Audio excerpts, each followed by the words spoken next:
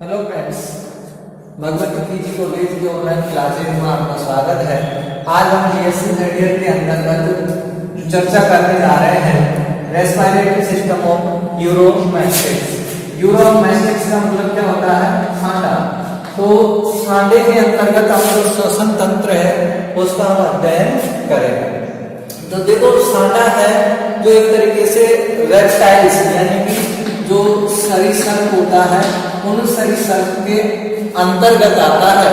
और साथ ही इसमें है कि जो स्थलचर होते हैं, स्थलचर या मैं कहूँ इसको जो उभयचर, अपन ने जिसको एम्फीबियंस कहा था, उनमें एक तो गिल एवं त्वक श्वसन होता है, वो क्या होता है? पाया जाता है। इसके लिए मैं कह रहा हूँ स्थलचर के लिए, या मैं कहूँ उभयचर, इनके अंतर्गत क्या होता था? गिल एवं त्वक श्वसन यानी कि त्वचा के द्वारा जो श्वसन है वो श्वसन पाया जाता था। लेकिन जो सरीसृप है, इस सरीसृप के अंतर्गत गिल के द्वारा एवं त्वचा के द्वारा श्वसन की जो प्रोसेस है वो नहीं होती है। तो अपन को ये स्पष्ट हो गया कि सरीसृपों के अंतर्गत गिल या त्वचा होती है, उसके अंतर्गत श्वसन की प्रक्रिया नहीं होती है। उस सांडे की अगर अपन बात करते हैं तो इसकी अपन ने जो त्वचा पढ़ी थी, उस त्वचा पर क्या है? कैल्शियम, या अपन कहते हैं उसको संघीय परत, संघीय परत से मिलकर बनी हुई होती है, जो कि क्या होती है? कठोर होती है। तो इस कारण से सरीसृपों के अंतर्गत जो श्वसन है तो वो अगर होगा तो वो फेफड़ों के द्वारा ही होगा। तो सरीसृपों में हम जो यूरोमैट्रिक्स है, सांडे को जैसे ही पढ़ते हैं तो इसके अंतर्गत जो श्वसन की प्रक्रिया है वो किसके द्वारा होगी? वो लंग्स के द्वारा होगी, यानी कि जो फेफड़े हैं उनके द्वारा ही ये प्रक्रिया होगी। अगर यहाँ हम आगे बात करते हैं तो रेप्टाइल्स में भी एक क्या होता है? समुद्री कछुआ होता है। इस समुद्री कछुआ के अंतर्गत क्या होता है? इसमें गिल पाए जाते हैं अनविकसित, और उस गिल के द्वारा क्या श्वसन की प्रक्रिया करता है। तो अगर आपको याद है तो समुद्री कछुआ है कैटोइड्स, सी कैटोइड्स, जो इसके द्वारा क्या होता है? ये श्वसन की प्रक्रिया होती है। बाकी यूरोमैट्रिक्स है उसमें लंग्स यानी कि फेफड़ों के द्वारा श्वसन की प्रक्रिया होती है। अब हम जो श्वसन तंत्र है इसका सांडे का, तो सांडे के श्वसन तंत्र को दो भागों में बांटते हैं। यहाँ जो सांडे हैं, सांडे का श्वसन तंत्र दो भागों से मिलकर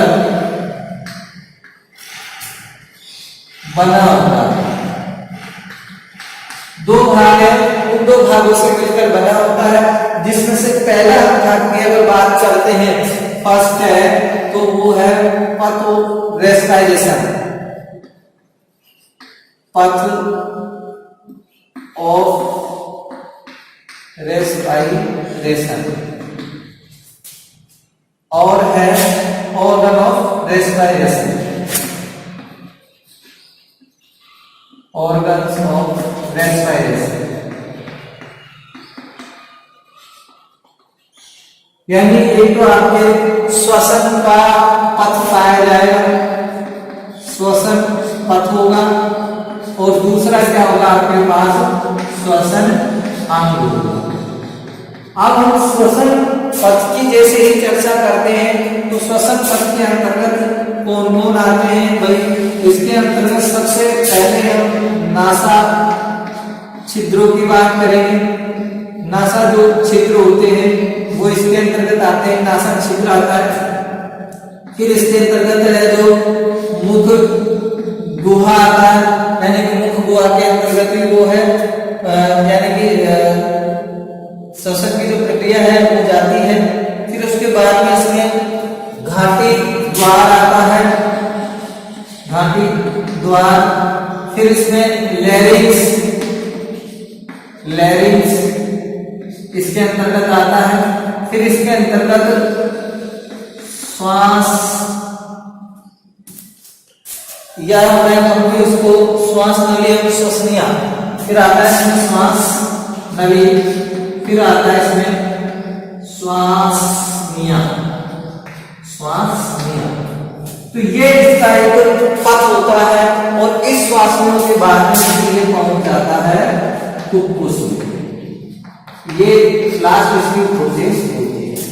सबसे पहले हम जो बात करने जा रहे हैं वो बात करने जा रहे हैं नासा छिद्र की, या हम कह देते हैं इसको नासा छिद्र ना करके इसका ले लेते हैं हम बाह्य नासा छिद्र। सबसे पहले हम बात करते हैं बाह्य नासा छिद्र। इस बाह्य नासा छिद्र की हम जैसे ही चर्चा करेंगे तो यूरोमेट्रिक्स को मैंने बताया था कि इसकी जो संरचना होती है वो कैसी होती है, लिजार्ड यानी कि छिपकली जैसी होती है। इसकी त्वचा इस प्रकार से कठोर होती है। ये इस प्रकार से यूरोमेट्रिक्स है। इस यूरोमेट्रिक्स का क्या होता है भाई, शरीर होता है कि छिपकली की तरह ये होती है।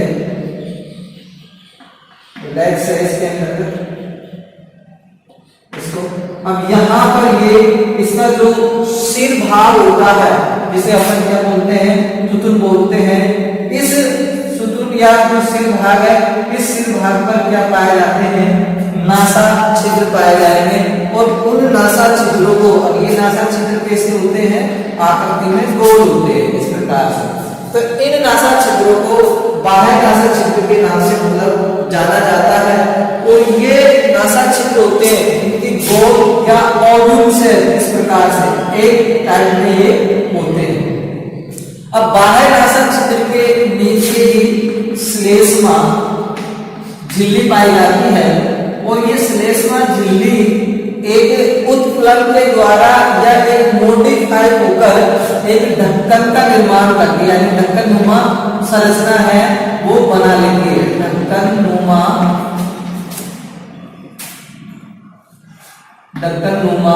संरचना बना लेती है। और ये ढक्कन नुमा जो संरचना है इसका कार्य क्या होता है कि ये जो यूरोमेट्रिक्स होता है, जब मतलब स्थलचर पर आता है तो स्थल पर क्या करता है, विल खोदता है। तो विल खोदते समय ये श्लेष्मा झिल्ली ने जो ढक्कन बनाए हैं इन बाह्य नासा छिद्रों को क्या कर देती है, क्लोज कर देती है। और जैसे ही क्लोज कर देती है तो जिससे क्या है कि नासा छिद्र क्या हो जाते हैं, बंद हो जाते हैं और मिट्टी इनके अंतर्गत नहीं जाती है। तो इस प्रकार से इसमें ये हुआ है। अब उसके बाद हम आगे जैसे करते हैं तो फिर आता है इसमें नासा पथ। नासा पथ आता है। अब इस नासा पथ है, इस नासा पथ के अंतर्गत क्या है, बाहरी नासा छिद्र छोटे छोटे थैलों में उगते हैं। जो बाहरी नासा छिद्र होते हैं, बाहरी नासा छिद्र छोटे छोटे क्या है, जो थैले हैं ये ओपन होते हैं। इसमें छोटे छोटे थैलों में, छोटे छोटे जो थैले हैं इन थैलों के अंतर्गत बाह्य नासा छिद्र है वो क्या हो जाते हैं, ओपन हो जाते हैं, जिन्हें हम नासा पथ या फिर इनको हम नासा पथ या आंतरिक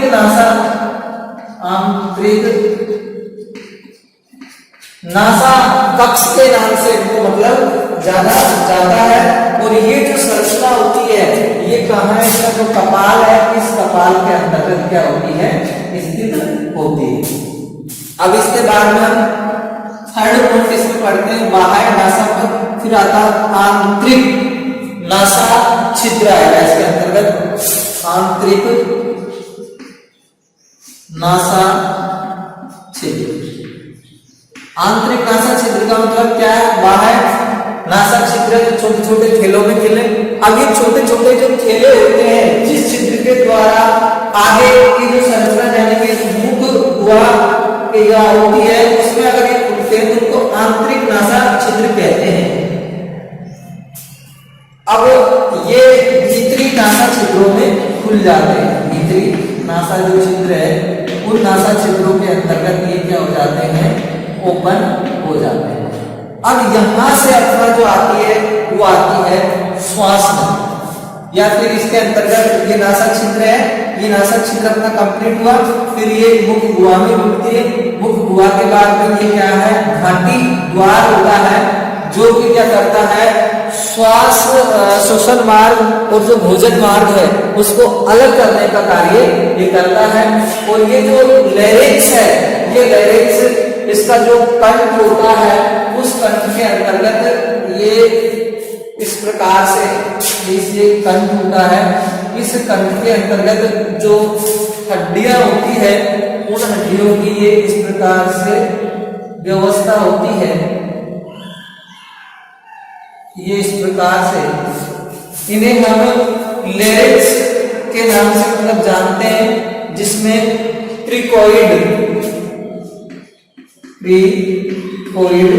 उपास्थि होती है।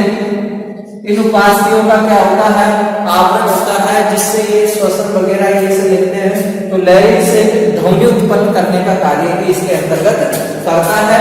और फिर ये यहाँ पर ये उपास्थियों जो कार्टिलेज होती है, उपास्थि उनके क्या होते हैं, छल्ले होते हैं, और इन्हें ही हम ट्रेकिया या श्वास नली के नाम से जानते हैं। तो अब हम यहाँ से क्या पढ़ेंगे, श्वास नली है, इसको पढ़ते हैं। तो श्वास नली के अंतर्गत क्या है, श्वास नली पीछे हृदय तक पहुंचकर ये श्वास नली है, इस पर क्या होते हैं, उपास्थियों के छल्ले होते हैं। और ये उपास्थियों के जो छल्ले होते हैं इनका कार्य होता है कि ये श्वास नली की दीवार है इसको चिपकने नहीं देना, और बराबर क्या है इसका माध्यम है वो बनाए रखना, यानी कि ऐसे ही ये बनी रहती है, जिससे वायु का जो प्रवाह है वो निरंतर होता रहे। ये नासा श्वास नली का कार्य है। श्वास नली आगे चलकर दो नलिकाओं में खुल जाती है, और ये जैसे दो नलिकाओं में खुलती है तो इन्हें श्वसनियों के नाम से जाना जाता है। तो अब आगे यहाँ पर हम जैसे ही चलते हैं तो हमारा आ जाता है यहाँ पर श्वास नली के बाद में श्वसनियां।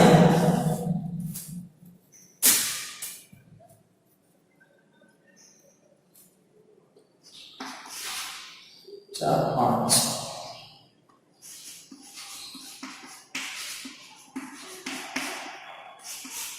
ये श्वसनियां जो कि मैंने अभी आपको इस प्रकार से बताया था।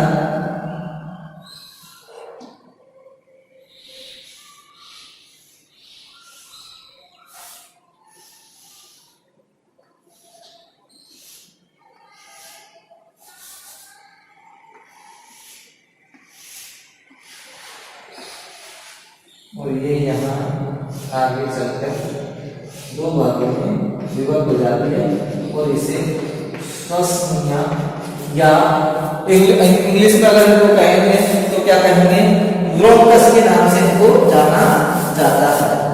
ब्रोंकस इनको कहा जाता है।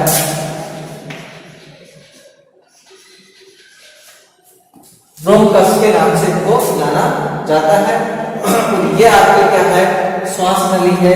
इस श्वास नली को ट्रेकिया के नाम से जाना जाता है। ट्रेकिया, ये जो है ट्रेकिया है।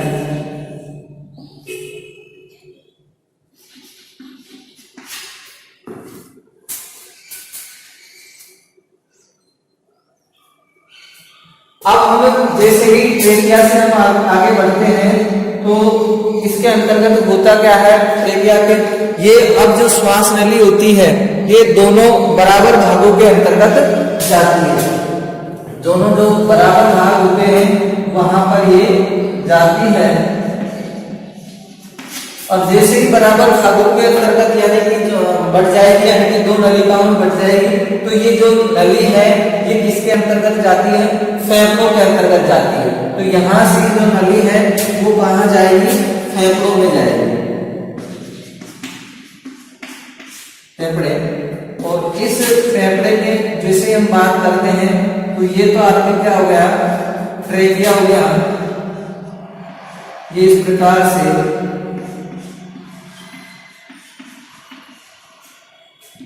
उसके बाद में हम जैसे ही चर्चा करेंगे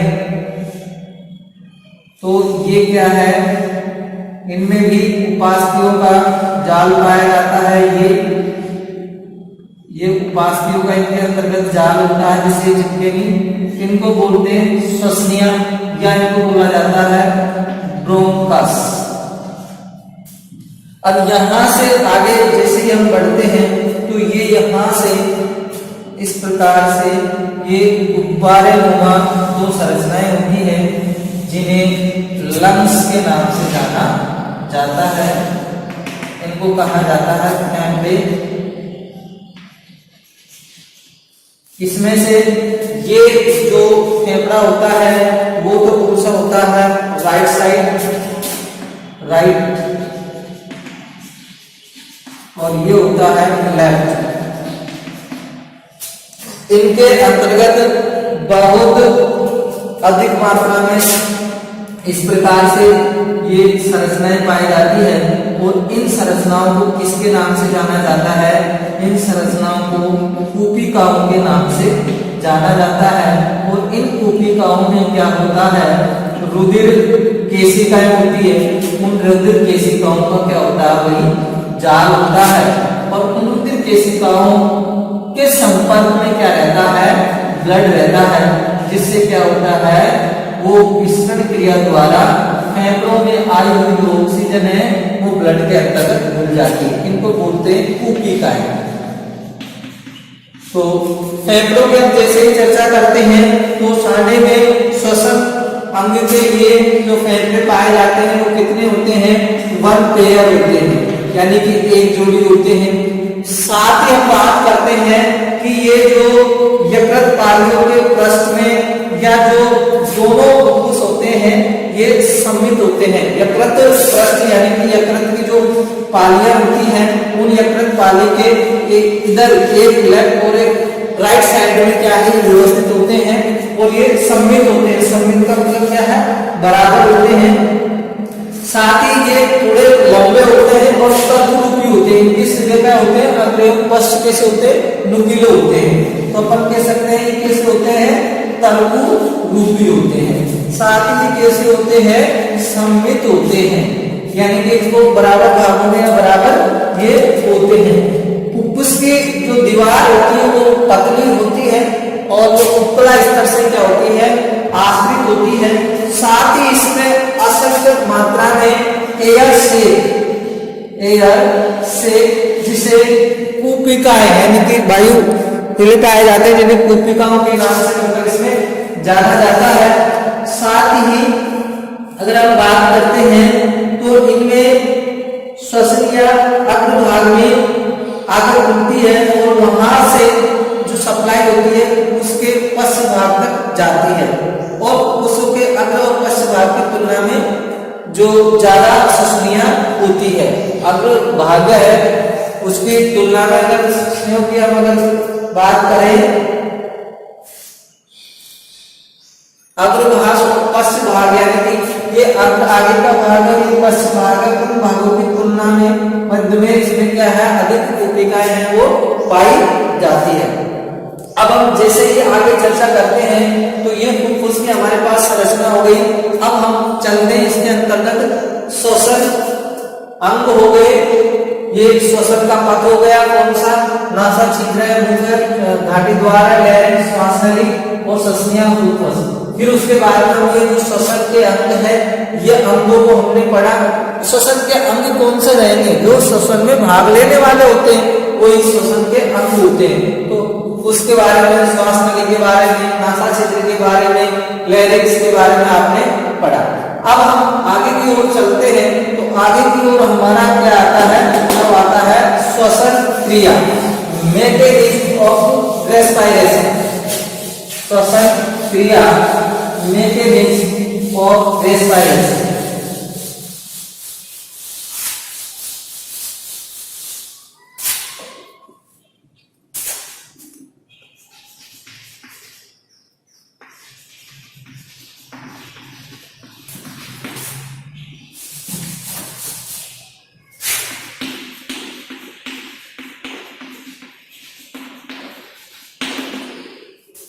मैकेनिज्म ऑफ रेस्पिरेशन है, यानी कि श्वसन क्रिया को हम जैसे ही पढ़ते हैं, श्वसन की क्रियाविधि।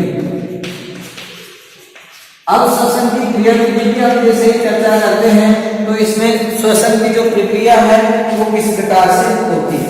देखो, श्वसन की जो क्रिया होती है, पिछले लेक्चर में हमने पढ़ा था कि मेंढक होती है, उस मेंढक के अंतर्गत क्या रिब्स यानी कि पसलियां हैं वो नहीं पाई जाती, लेकिन सांडे के अंतर्गत रिब्स यानी कि जो पसलियां होती है वो पाई जाती है।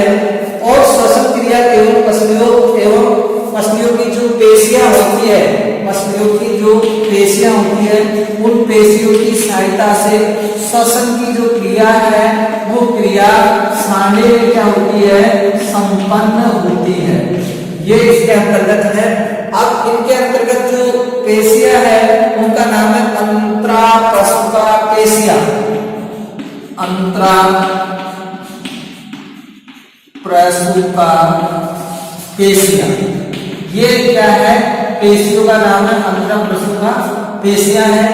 इन पेशियों की सहायता से क्या होता है, सांडे में श्वसन की प्रक्रिया होती है और ये पेशियां पसलियों को आगे एवं पीछे खिसकाने का कार्य करती है। इन पेशियां हैं और इन पेशियों का कार्य क्या है, पसलियां हैं जो रिब्स है, उन रिब्स को आगे व पीछे मूवमेंट करने का कार्य अंतराप्रसूका पेशियां करती है और जिससे जो आपके पेरिटोनियल, ऐसा करने से क्या होता है,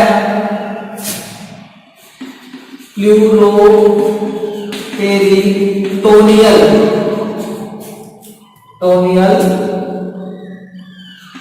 यानी कि जो देह द्वार है उस प्लूरोपेरिटोनियल देह गुहा का क्या होता है, प्लूरोपेरिटोनियल गुहा का आकार बढ़ जाता है और आकार बढ़ जाने से उसको क्या है, फेफड़े क्या है, खुल जाते हैं और उनमें जो वायु है वो अधिक मात्रा में आ जाती है।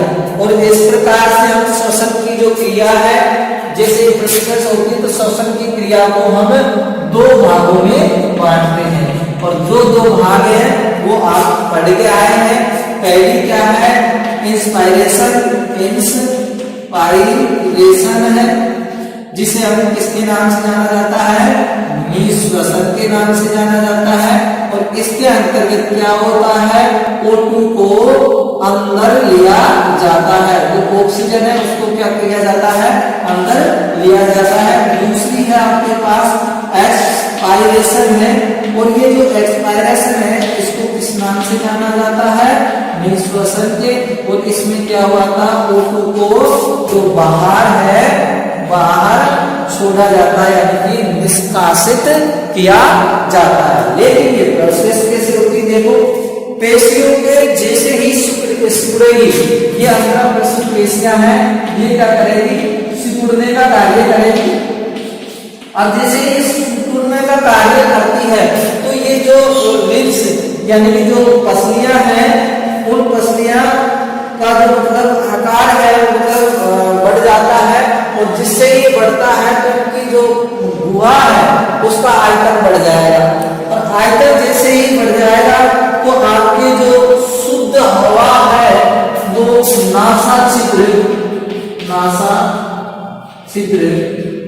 नासा छिद्रों के बाद में हम आपको ले चलते हैं मुख गुहा के बाद में आपने घाटी द्वार, फिर लेरिंक्स के बाद में श्वास नली और श्वास नली के बाद में ब्रोंकस, श्वसनिया और श्वसनियों के बाद में कहा जाती है ये फुफ्फुस है, इस फुफ्फुस के अंतर्गत आ जाती है। और वहां जैसे ही आती है इसके अंतर्गत जो फुफ्फुस के अंतर्गत कूपी पाई जाती है और कोशिकाओं पर क्या है, रुधिर केशिकाओं का जाल होता है और वहां विसरण की प्रक्रिया के द्वारा श्वसन की प्रक्रिया है वो कंप्लीट होती है। यानी कि जो ऑक्सीजन होगी वो तो क्या होगी, आपका जो ब्लड होगा उस ब्लड में घुल जाती है और ब्लड में जो CO2 होती है वो उसमें यानी आ जाती है, उससे किसी स्मार के द्वारा बाहर निष्कासित कर दी जाती है। तो मैं क्या बता रहा था, निःश्वसन के अंतर्गत जैसे ही अंतराप्रसुता पेशियों में सिकुड़न की प्रक्रिया होगी तो ये जो रिब्स यानी कि पसलियां होती है वो क्या करेंगे, आगे की ओर गति करती है और आगे की ओर गति करने से जो देह हुआ है यानी कि पेरिटोनियम जो हुआ है इसका क्या होगा, आकार बढ़ जाएगा और इसका जैसे ही आकार बढ़ेगा तो फेफड़े क्या होंगे, उनको मतलब फैलने की जगह मिल जाती है। जैसे ही जगह मिलती है तो नासा छिद्र से उड़ती हुई वायु है जो फेफड़ों में भर जाती है। तो इस प्रोसेस को हम क्या कहेंगे, निःश्वसन कहेंगे। एक्सपायरेशन के बारे में हम जैसे ही बात करेंगे तो अब क्या होगा, पेशियों में फैलने से गुआकार घटेगी। अब पेशियों में क्या होगा, फैल जाएगी, यहाँ तो सिकुड़ी थी अब विपरीत चलेगी, ये मतलब फैलेगी तो जैसे ही ये अब पीछे की ओर गति करेगी और इसका आकार है जो क्या हो जाएगा, कम हो जाएगा, जिससे क्या होगा, फेफड़े दबेंगे और फेफड़े दबने पर जो CO2 है, ससलियां, श्वास नली, लैरिंक्स, धानी द्वार, मुख द्वार और नासा छिद्र के द्वारा बाहर वातावरण में क्या कर दी जाती है, निष्कासित कर दी जाती है। तो इस प्रकार से जो हम सांडे हैं उस सांडे के अंतर्गत हम जो श्वसन प्रक्रिया है उसको कंप्लीट करते हैं। कुछ भी नहीं है, वेरी सिंपल है, जो हम पढ़ते आ रहे हैं वही चीज है, केवल आपको बेंगोली में जो लाना था वो इतना सा लाना था कि इसमें जो श्वसन अंग होता है वो क्या होता है। तो श्वसन अंग सीधा सा इसमें क्या है, फेफड़े होते हैं और ये अपन नॉर्मली जानते हैं कि जो वायु है वो आएगी घूमके, तो आने का जो मार्ग है वो नासा छिद्र होता है, वही नासा छिद्र के द्वारा इसको बाह्य आंतरिक कर दिए, कक्ष कर दिए और थोड़े उसके बाद में जो वही श्वास नली जो अपने भी होती है उस श्वास नली में जाती है। श्वास नली दो शाखाओं में बढ़ जाती है, इसे श्वसनियों के नाम से जानते हैं और श्वसनियां है जो फेफड़ों में खुलती है और फेफड़ों के आप अच्छी तरीके से जानते हैं उनमें कुपिकाएं होती है और उन कुपिकाओं के द्वारा है श्वसन की प्रक्रिया कंप्लीट होती है। और इसमें इंस्पायरेशन और एक क्या होता है, एक्सपायरेशन। इंस्पायरेशन में ऑक्सीजन को अंदर लिया जाता है और एक्सपायरेशन में जो बाहर छोड़ा जाता है। तो नॉर्मली वे में हमने जो यूरोमेट्रिक्स है इसके अंतर्गत श्वसन की जो प्रक्रिया है उसको हमने कंप्लीट कर लिया है। नेक्स्ट वीडियो के अंतर्गत है जो हम विगोन है, आगे कबूतर है, उस कबूतर में हम श्वसन को पढ़ेंगे तो वो थोड़ा सा बड़ा है और उसमें ये विशेष संरचनाएं पाई जाती है, क्योंकि जो कबूतर होता है उस कबूतर के अंतर्गत श्वसन की प्रक्रिया है वो जटिल होती है और उन्हें श्वसन के लिए अधिक आवश्यकता होती है, अधिक ऑक्सीजन की होती है, क्योंकि वो जो अपने वायुमंडल होते हैं उसमें उड़ते रहते हैं। तो इसलिए जो उसकी जो प्रक्रिया है उसको हम नेक्स्ट जो हमारी क्लास होगी उस नेक्स्ट क्लास के अंतर्गत हम देख पाएंगे। आज की क्लास में यही है और इसमें अगर कोई समस्या है तो आप पूछ सकते हैं। यूरोमेट्रिक सांडा जो कि एक सामान्य क्या है, लिजार्ड यानी कि छिपकली की तरह होता है और मैंने इसको जब स्टार्टिंग हुआ था अपना यूनिट उसके पहले बताया। तो यूनिट 3 के अंतर्गत हमारा ये तीसरा चैप्टर है, ये चल रहा है, जल्दी ही खत्म होने वाला है।